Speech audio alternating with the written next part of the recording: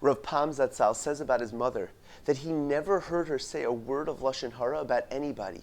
And he said it wasn't because of an in-depth study of Shmiras HaLashon, of the halachos of Lashon Hara, or participation in various Machzom Lefi groups. He said it was because of one thing, because she never saw anything bad in anybody else.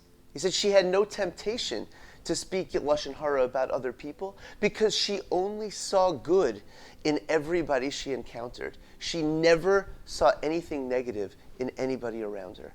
Wow. What are we supposed to do to develop relationships with other people just like Rav Pam's mother? And the Pirkei Avos gives us the answer. It says in Perek Beis, Ezu hi derech yeshara sheyidbak ba'adam. What is the proper path that a person should cling to? And Rav Yehoshua says, a chaver tov, a good friend. And many commentaries say that means that one should develop a good friend for themselves. But Rabbeinu Yonah says differently. He says that means that a person should be a good friend. He says that we should take one person, somebody that we're already close with, and it's easy for us to get along with, and really be a chaver tov, really be a good, genuine friend towards that person.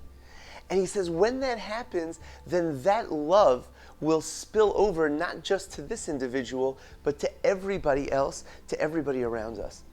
And my Rosh Yeshiva of Henoch Leibowitz pointed out, he asked, that's very nice, but we see this all the time, that people are friends with other people, yet they may not love everybody in the world. So how does this work? And he said there's really two categories of friendships.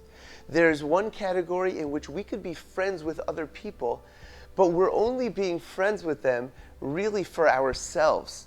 He says a person could be friends with somebody else because they see them as benefiting themselves in a certain way. I'm going to be friends with you because you could do something for me. He says when that happens, that's not going to spill over to everybody else.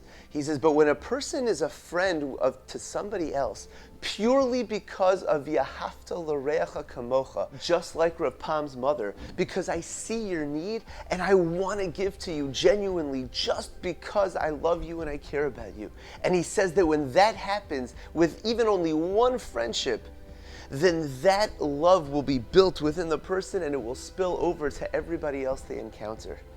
The answer is, if we want to develop positive relationships with everybody around us, pick one person you're already close with, and develop that relationship purely because I love them, purely because I want to give to them.